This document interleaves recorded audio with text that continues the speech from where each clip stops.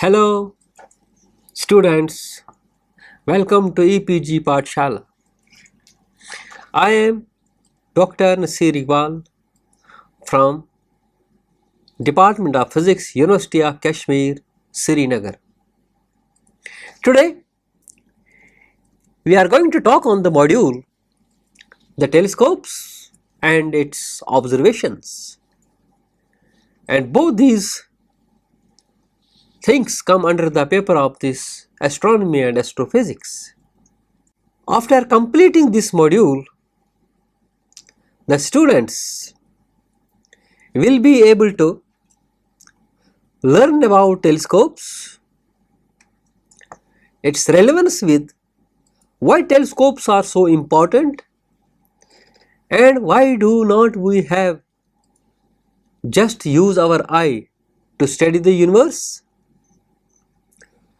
to learn how image is formed in the telescopes, to know about the telescopic field of view and the coverage about the sky observations,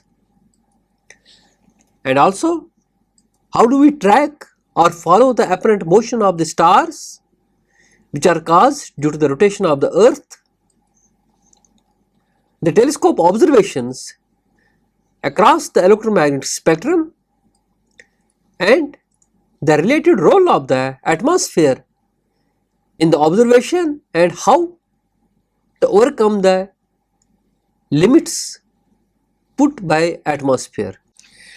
Now when we talk about the telescopes and observations, the first thing is that we should know actually what a telescope is. A telescope is an optical system that helps in the observations of objects which are far from us by gathering the visible light of the electromagnetic radiation. The first working telescope, as we know, was the refracting telescope, which was constructed in Netherlands in long back in year 1608. Thomas Harriot became the first well-known person who pointed telescopes towards the sky to make the telescopic observations. Therefore, the credit goes to the man for observations of various sky objects. And ground-based astronomical telescopes around the world costs nowadays, of course, a very big capital investment, not only in terms of rupees but in terms of billions and billions of dollars. When we talk about the telescope as a single space telescope, if we want to know about it, a single space telescope like the familiar one which all of us know is the Hubble Space Telescope, has even a price tag of about $3 billion with an annual operating budget large enough that if we would build large ground based telescopes per year, that can speak about that how much telescopes have now become more and more costlier, particularly the space based. So the question is, why do we spend huge money to build these telescopes, and why not just use our eye to study the universe? Very important question from scientific point of view. Although there are enough answers to these questions, like few of them are: telescope, as we said, it collects more light than the unaided eye. Telescopes have higher angular resolutions to see the fine details of the object as compared to the unaided eye. Telescopes allow us to observe the portion of the electromagnetic spectrum which is not generally actually visible to an human eye. Telescopes, with the help of detectors, they permanently records the details of the observations. When we talk about the detector, so these are the detectors which detect actually, they receive the photons of that very incident light coming from some source, and therefore we can talk about even the flex. So bigger telescopes have better resolutions and they collect more light. So therefore we can have the telescopic classification on the basis of the bigger and the smaller one. So this will help to study the fainter and faintest objects more accurately and allows us to observe the finer details of various sources present in the universe. While talking about the functioning of a telescope or even types, whether being a reflecting one or a refracting one, an important thing is to see that how the image formation in a given telescope takes place. As we have said that a telescope requires a pair of lenses. The front lens is generally called as an objective lens. It has a focal length as long as possible and focuses the given image. The lens in back is known as an eyepiece lens, which magnifies the image. So that is what is the working of the objective and the eyepiece. A telescope forms an image in the focal plane as shown here in the given figure. Since astronomical objects are very far away from us, so therefore the first lens forms a real and inverted just beyond its focal point. The magnification of the objective lens is generally a small number. The eyepiece is positioned in such a way that the image formed by the objective lens is essentially at the focal distance of it.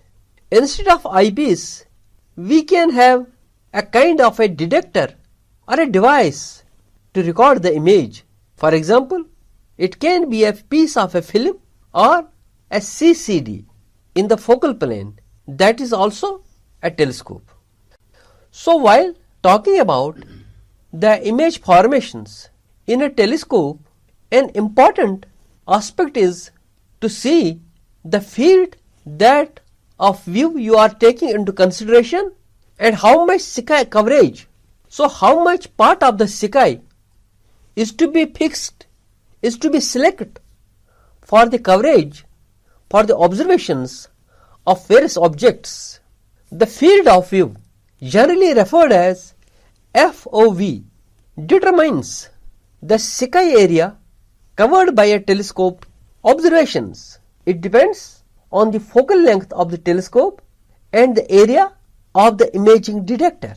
It varies inversely with magnification.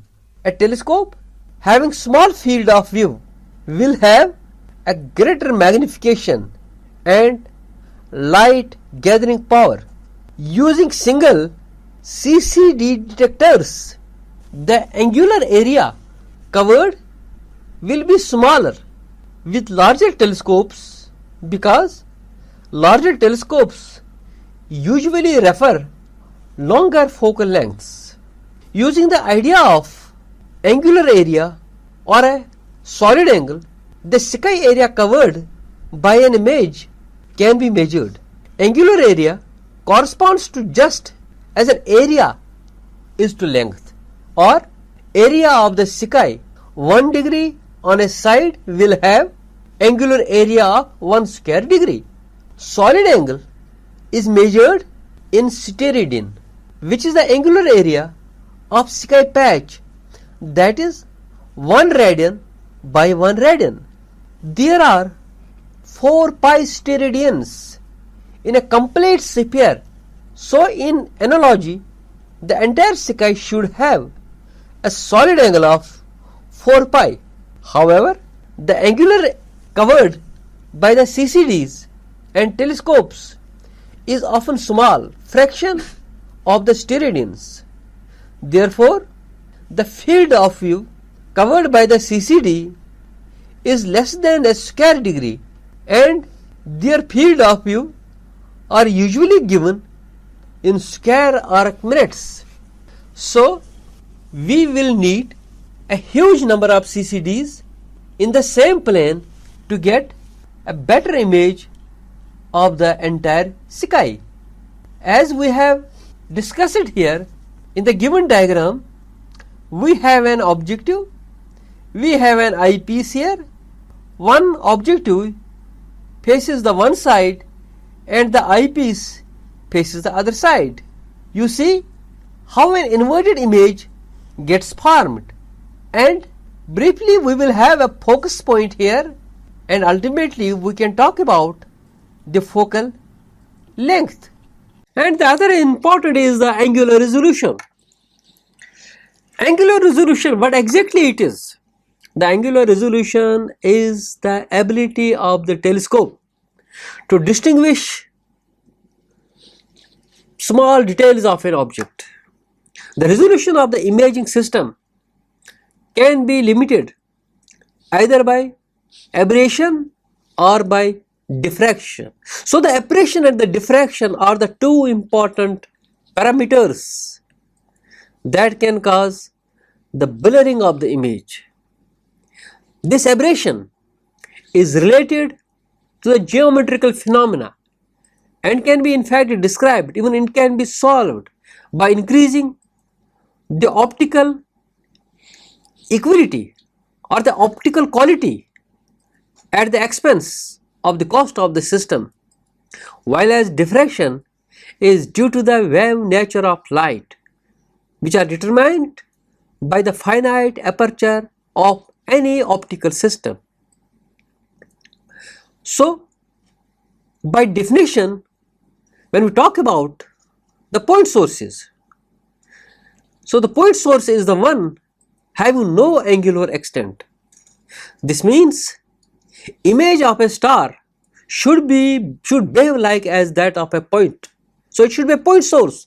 But if that's the reason, we always treat these stars as the points. But actually this does not come out. And the reason for this is that the atmosphere smears out the light from various point sources.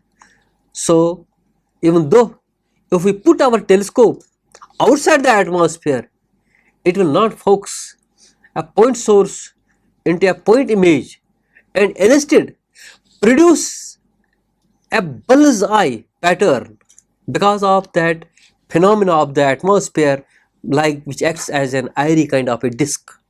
This happens because waves from different parts of the mirror interface or interfere with each other in such a way as to result in the airy disk pattern with a central peak and then series of dark and light annually. These things correspond to what we talk about the angular resolutions of the given image. We show here a cartoonistic view of an airy disk along with intensity along airy point spread function. If the aperture of the lens is narrow, the PSF will get dominated by diffraction, and hence we can calculate the angular resolution of the system by using a condition of Rayleigh, which directly called as Rayleigh criterion. The angular resolution of the first dark ring is defined by a ratio of between 1.22 times the wavelength and the diameter d. Lambda is the wavelength of the radiation and d is the diameter of the primary lens. Larger the diameter of the primary lens or even a mirror, the smaller will be the angular size of the image of the point source. The smaller the angular size, the easier is to separate two point sources close together in the sky. In case of ratio, lambda by d is much larger than in the optical. This means that in single dish radio telescopes, the sharpness is limited by diffraction. Also, the angular resolutions of single dish radio telescopes are much poorer. Therefore, to achieve better resolutions, radio telescopes are coupled together in interferometers. It has been seen that many radio telescopes are now important parts of various interferometers. As we had just discussed, a cartoonistic view of an airy disk along with intensity along airy point spread function, the schematic view describes the details that we described now. One important functioning of these telescopes, viewing of these observations, viewing of the image, magnification of the image is the mounting of a telescope, which we sometimes refer as a telescopic mount. A telescopic mount is basically a mechanical structure which is designed for supporting the mass of the telescope and allowing the accurate pointing of the instrument at any spot on the sky and to track or follow the apparent motion of the stars caused by the rotation of the earth. To track the motion of the stars with a rotating earth, different types of mounts have been developed over the years. Among these are all-azimuthal mount and equatorial mount. These two kinds of mounts are basically used for the mounting of a telescope. Both these types of mounts have their own advantages as well as disadvantages. So, we have been talking about the mounting. Mounting is a very important parameter. It is a very important thing that we have to keep into consideration. Suppose you have a telescope, you want to use it for its observations. Now, how you will make the mounting?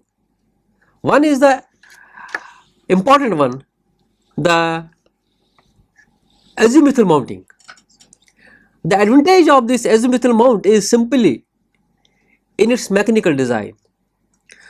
Here we have the two perpendicularly axes, the horizontal and the vertical one, which are used for support and the rotation of the telescope, so that rotation of the horizontal axis varies angles of elevation up and down of the pointing direction of the instrument, and rotation about the vertical axis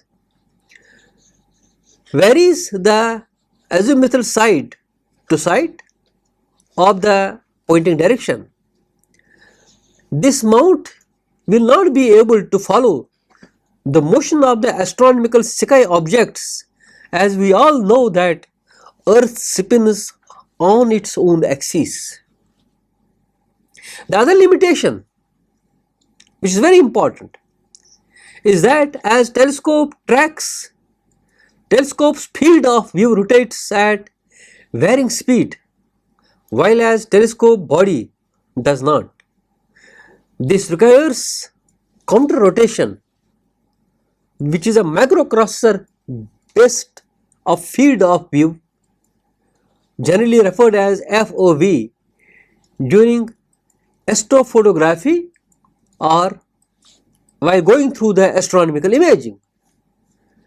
This mount has also blind spot near the zenith that makes the tracking rate of azimuth too fast to accurately follow equatorial motion.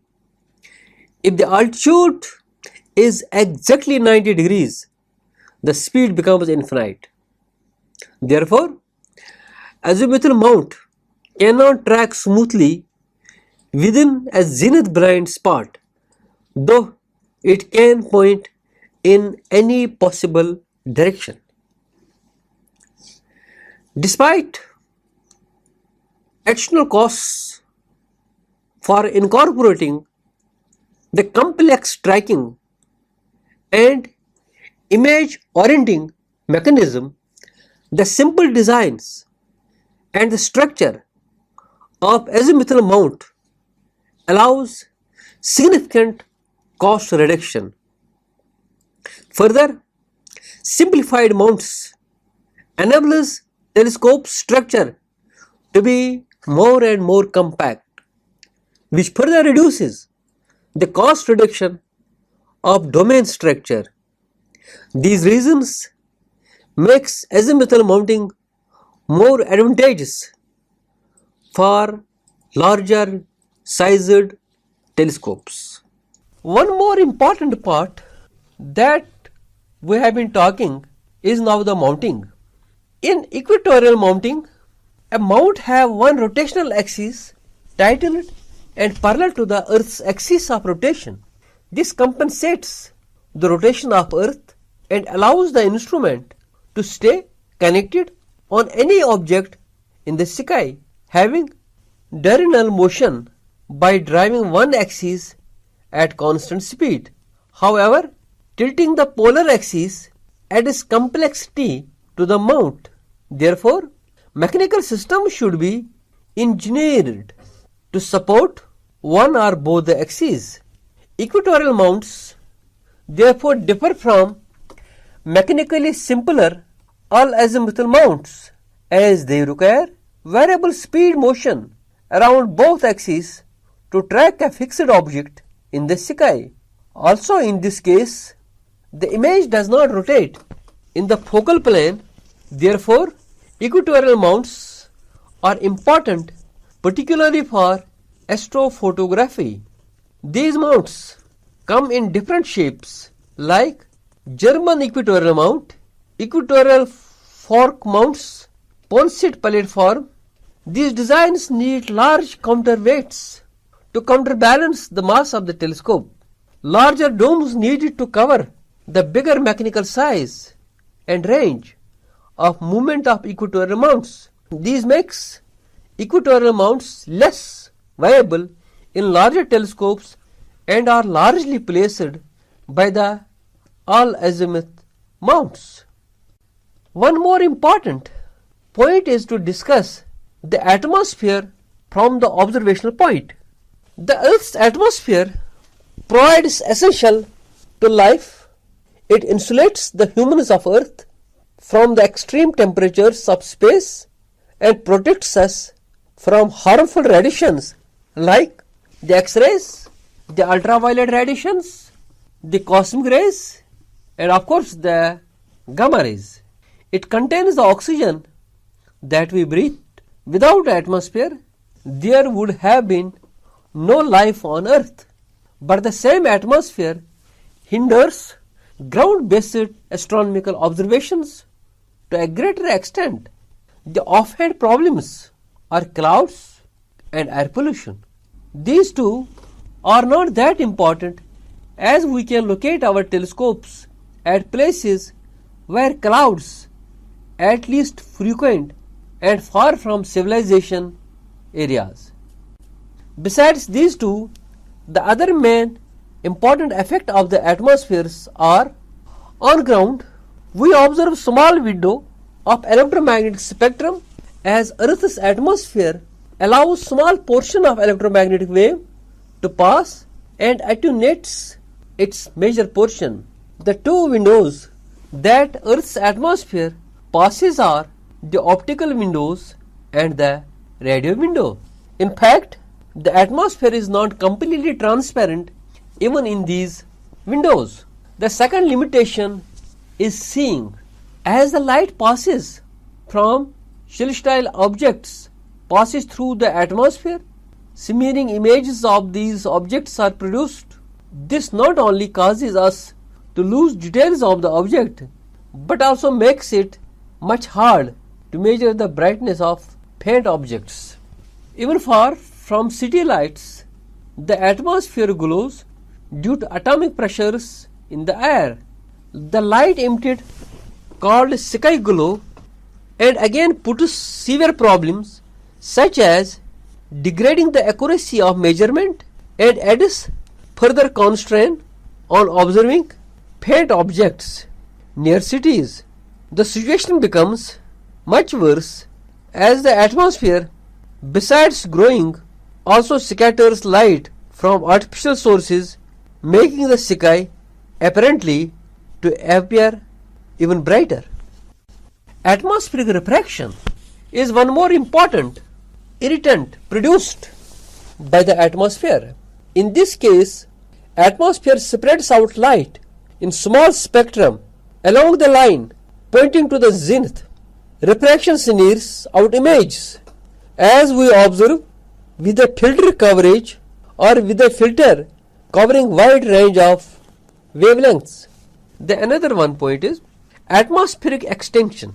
The atmospheric extension is another problem which atmosphere introduces, causing the objects to look dimmer than it would be without the atmosphere, because atmosphere absorbs and scatters fraction of light at optical wavelengths. However, we can measure this and correct to this effect on observation. These are therefore least deleterious effect compared to others. These irritants severely affects our observations on ground and can occur regardless of the weather and the type of location that we will have. In addition to these effects, there are other reasons like wind shakes. These wind shakes degrades the image quality. High humidity coupled with pollution can degrade the optical surface. Clouds block lights caused by the Earth's atmosphere. As we have already said that astronomy is a branch of science limited to observations and study the cosmic sources. The main source of cosmic information is the electromagnetic radiation that we receive or near the Earth. Electromagnetic radiations virtually carries all the information that constitutes our knowledge of the universe, and based on this physics is built. Though electromagnetic waves acts as main sources, there are other also such kind of sources like gravitational waves, neutrinos, elementary particles like protons, meteorites. See, the aim of observation is to develop high sensitive technique, telescopes to collect this information. However, most of the radiations are absorbed or disturbed before they reach to the ground-based telescope. Only portion of radiations from electromagnetic spectrum reaches the Earth, and this limited radiation has provided astronomers enough information to know the general shape and size of the universe. But there is much left to learn. It is therefore essential to study the entire spectrum. The only way to study remaining portion of the electromagnetic spectrum and also to get rid of deleterious effects of the atmosphere is to put telescope into space. However, putting telescopes in space opens up its own set of problems such as extreme cost, need to control the remotity, and inability to service easily, etc. We can build bigger telescopes on the ground than space is basically a true question. So, we talk about the ground-based observations. Ground-based observations are located on the surface of Earth and far from major population to avoid contamination of the noise.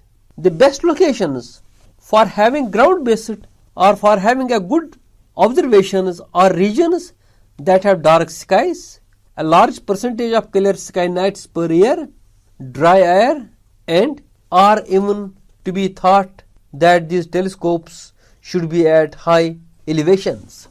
To study objects in space, astronomers use a number of telescopes sensitive to different parts of the electromagnetic spectrum, and based on the observation in the radio, optical, we have mainly two types of ground-based telescopes, that is the radio telescope and the optical telescope.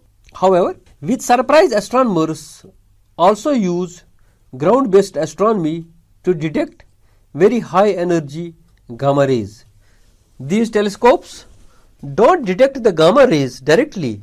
Instead, they convert the limitation of the atmosphere of not allowing high energy radiation to pass throughout into an advantage by using an atmosphere itself as a detector. We will briefly introduce these observations across the electromagnetic part of the spectrum.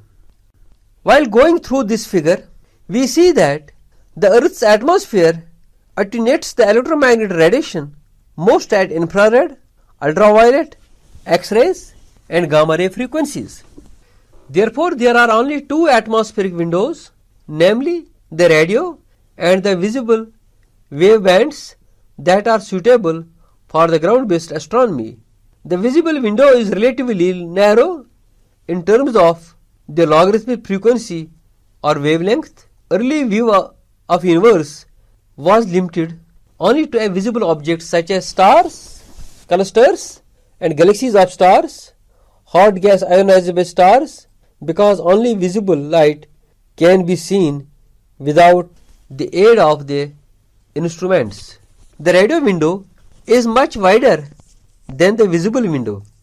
It spans roughly 5 decades in frequency between 10 MHz to 1 terahertz, and therefore includes a wide range of astronomical sources and emission mechanisms which may be thermal, which may be non-thermal.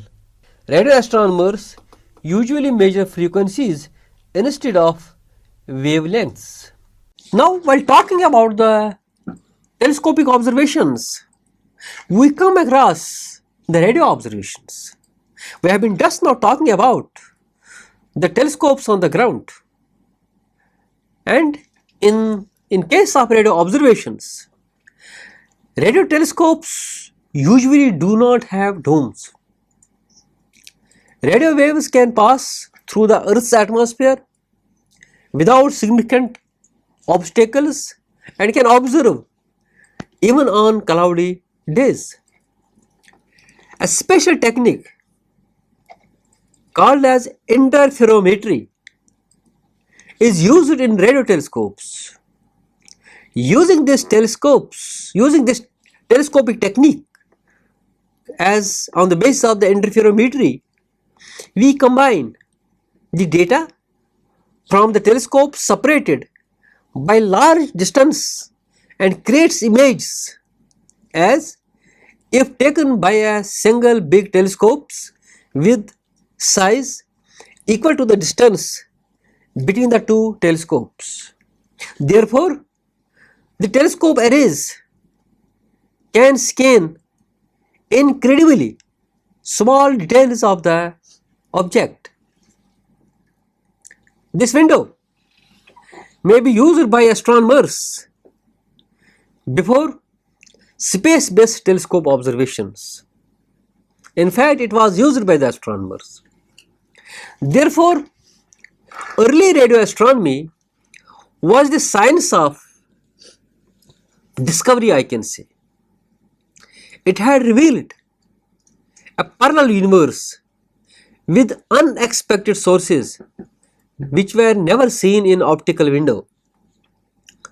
This parallel universe is often violent, with high energy and explosive phenomena, going in contrast to steady light output from visible stars in optical universe. These radio sources are mainly powered by gravity instead of nuclear fusion, which is actually the main energy source in the stars. One more important is the infrared observations.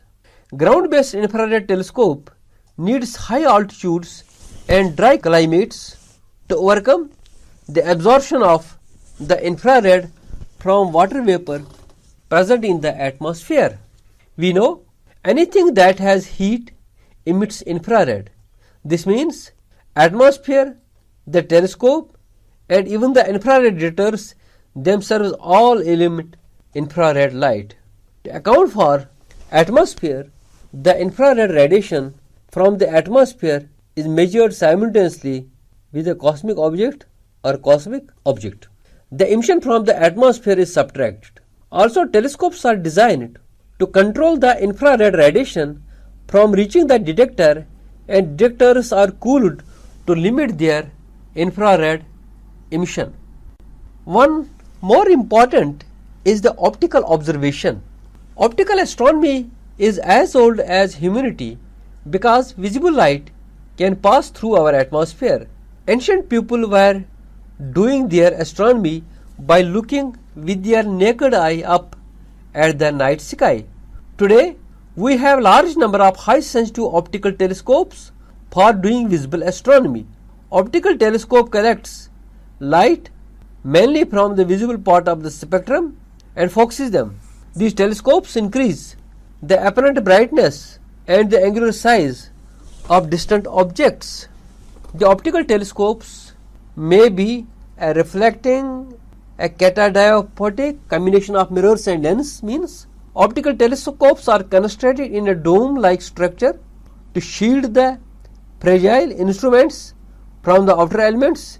These domes have a slit opening in the roof, and the entire portion of the telescope dome can be rotated. The slit opening to these telescopes makes them possible to operate only during observation period only, and helps them to remain closed when the telescope is not in use. Rotation of the dome allows the instrument to observe the different sections of the night sky. So, we just talked about the radio observations. Now, let's talk about the space-based observations. It is impossible for all portion of the electromagnetic spectrum to come to pass through the Earth's atmosphere. Even there will be limits for doing the optical astronomy by using the ground-based observations. The light passing through the atmosphere gets distorted by the turbulence within the air. This limits the quality of the images for fainter and fainter sources. We can avoid these limitations by using the space-based astronomy, which can be referred in terms of space-based observations. The advantage of space-based telescope is that we don't have to look through the Earth's atmosphere, and very detailed information of the sources can be obtained. Space-based telescopes orbiting the Earth outside the atmosphere avoids the twinkling and the light pollution from artificial light sources present on the Earth's surface. This helps in obtaining the angular resolutions in these telescopes much smaller than the ground-based telescopes with similar aperture. For example, we all know that the Hubble Space Telescope is one of the most famous optical telescope in orbit. Also, the technique that we just referred to be called as an interferometry, if we put radio telescope in orbit around the Earth, we can make image as if there is telescope with size equal to that of entire planet. Space-based astronomy is particularly important in frequency outside the optical and the radio window of the electromagnetic spectrum. These are the only two wavelengths that are not severely attenuated by the atmosphere. X-ray astronomy is currently important only because of orbiting X-ray telescopes. Our country has launched a very important multi-wavelength satellite to be called, which we name it as an AstroSat, or like we have earlier also the Chandra Observatory, and so many else. The X-ray astronomy is nearly important to be carried from Earth. Infrared and ultraviolet are also largely attenuated. However, space-based telescopes are most expensive than the ground-based telescopes, and of course they are very difficult to maintain and also of course it's very difficult to carry out the services of those telescopes in space. Now we talk about the ultraviolet observations. The Earth's atmosphere is opaque to ultraviolet light, so this part of the astronomy must be done using telescopes in space. An ultraviolet telescope is much like a regular visible light telescope other than the selected filters. The Hubble Space Telescope, the Swift UVOT telescope, both can perform a great deal of observing a ultraviolet images. The other one discussed here are X-ray observations. X-rays are more energetic than UV photons and therefore are also blocked by the Earth's atmosphere. Because of these radiations are so much energetic and small in wavelength, they pose additional challenge of not getting bounced back from the reflecting surface and passes right through the material. Therefore, traditional orientations of lenses and mirrors in telescope just didn't work in these telescopes. The rays can be made reflecting only if they have mirrors that are made of material that will reflect an X-ray photon, and X-ray photon just glances the surface of the mirror, which is called grazing incidence. To achieve the grazing incidence of the mirror orientation, there should be such that the mirror surfaces are nearly parallel to X-rays and therefore hit the mirror at a very shallow angle. For example, Volter telescopes composed of glancing mirrors made of heavy metals and sections of rotated parabola and hyperbola or eclipse reflects the rays in few degrees. Chandra X-ray Observatory, Rosette and Einstein Observatory use these types of telescopes. Gamma ray observations. Gamma rays are very energetic, having millions of times more energy than visible photons.